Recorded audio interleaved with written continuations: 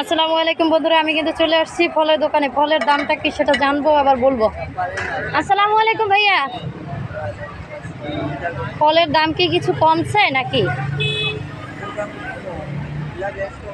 মোটামুটি কম, বেশি কমে নেই। আপেল কত করে? এইটা 300, আর এই সামনেরটা 250। মালটা 320 মালটা। আর খেজুর কেজি না? কেজি কত করে? 200। আর এই কালোটা এটা 400। আম 80 টাকা। আর এটা কি কমলা? কমলা নাই, অল্প একটাই দোকান আজকে খোলা না আপনার? সামনেটা বন্ধ বন্ধ।